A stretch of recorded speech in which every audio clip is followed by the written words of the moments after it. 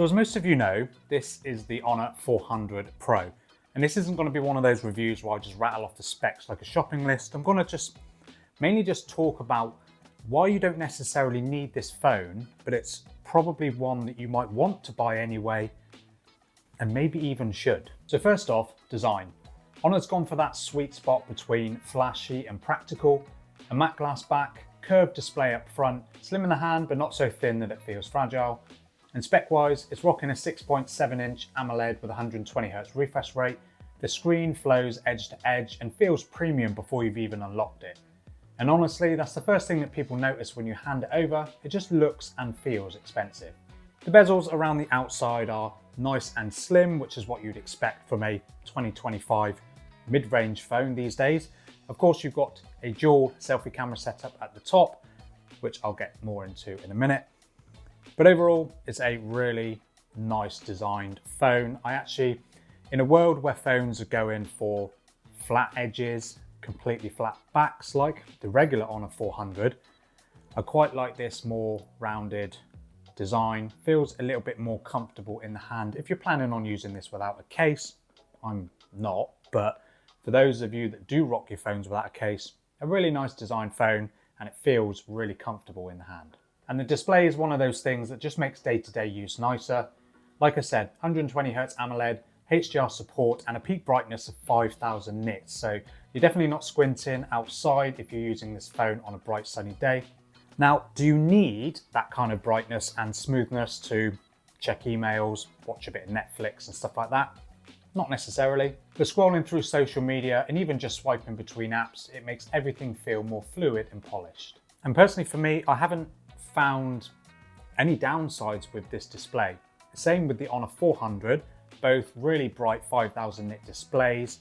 Just an overall complete display for the price, which obviously I'll get to at the end, and most of you probably already know the price anyway.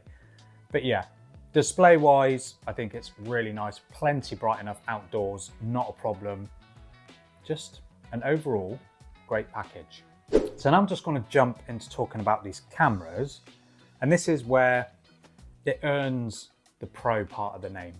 You've got a 50 megapixel main camera with optical image stabilization, 12 megapixel ultra wide, and a 3x telephoto camera that definitely holds its own.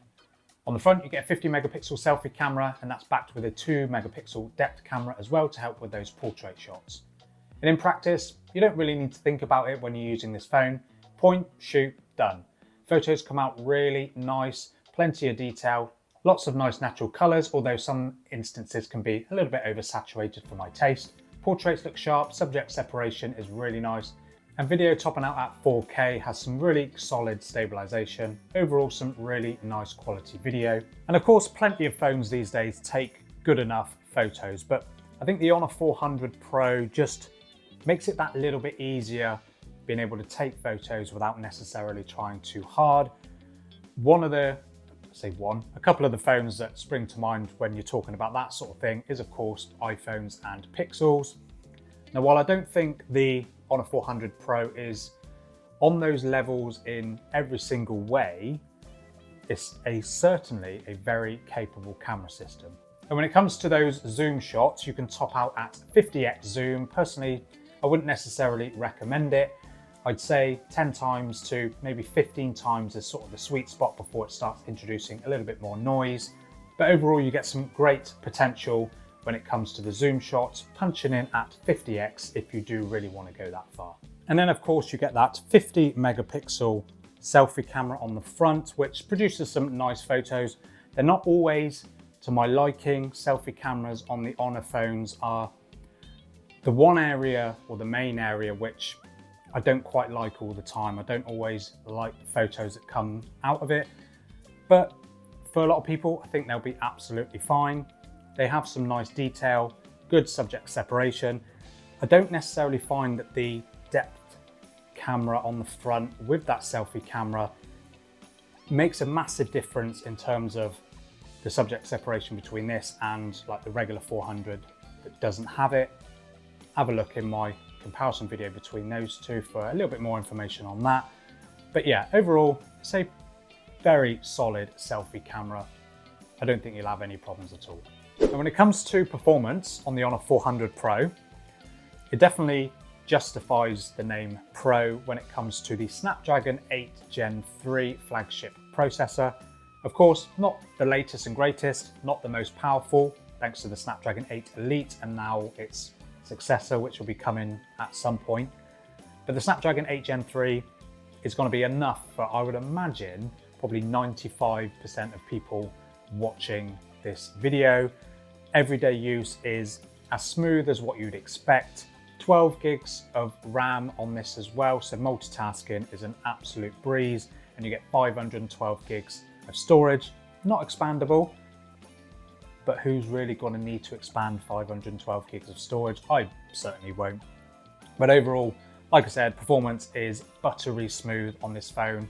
This phone can handle relatively intense gaming without much of a hiccup. So if you are just looking for a phone that's not going to cost a huge amount of money, but it's going to give you basically flawless performance for the majority of people, the Honor 400 Pro should definitely be on your radar.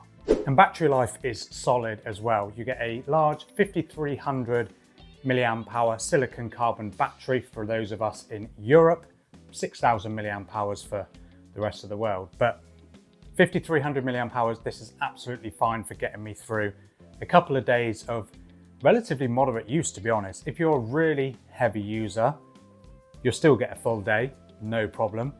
But if you are a light user or sort of a medium user, I suppose you can say, you could easily get a couple of days.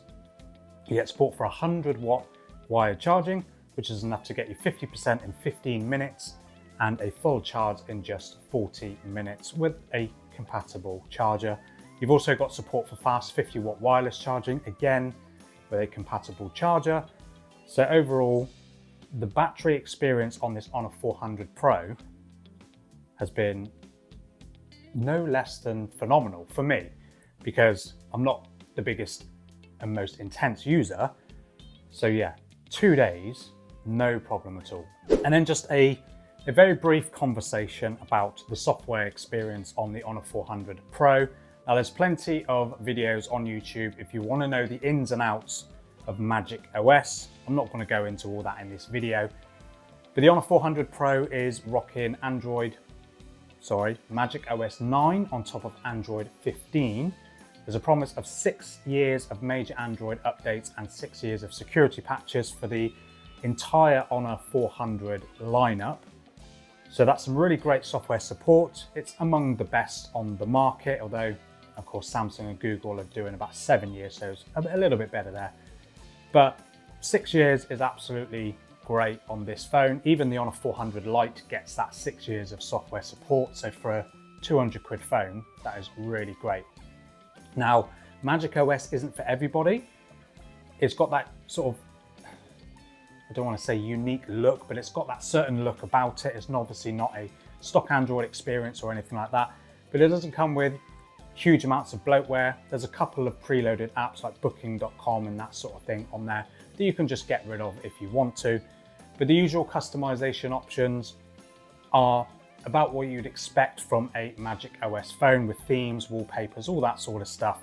And then of course you've got all the AI features with the image to video and all that sort of stuff. So overall, the experience with MagicOS, it's one of my favorite software skins, as well as Samsung's One UI and to a slightly lesser extent now stock Android. I think I actually do prefer One UI and MagicOS over stock Android for some reason, don't know why. So if you're into a bit more of a, I suppose you could say, a quirky software experience, the Honor 400 Pro will fit right in with what you like.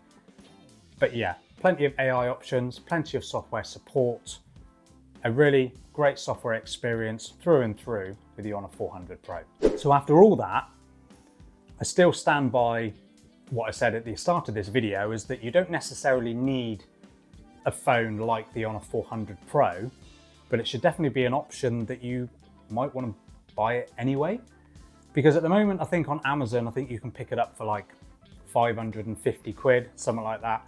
And you're getting the Snapdragon 8 Gen 3, stunning 120Hz display, triple camera system with some great zoom capabilities, Great battery life with 100-watt wired charging and 50-watt wireless charging. And of course you get those 6 years of software and security updates. And all of that for that sort of price, I think is a really great overall package with the Honor 400 Pro. But of course, this is all subjective. My opinion is of course subjective. So I'd love to hear your thoughts on the Honor 400 Pro. Is it a phone that you would consider buying? Would you buy this over the regular 400? Or I think, where is it?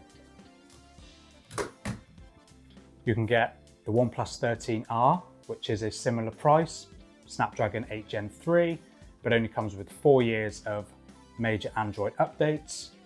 You can also get the Realme GT7 Pro, which again is a similar price. I think it only comes with 3 years of software updates, but you've got Snapdragon 8 Elite. So there are plenty of other options on the market, and of course Pixels as well. Let me know down in the comments. Subscribe to the channel if you enjoyed these more sort of laid back chats about these phones. Check out my comparison video with the Honor 400 and the 400 Pro, and I'll see you in the next video.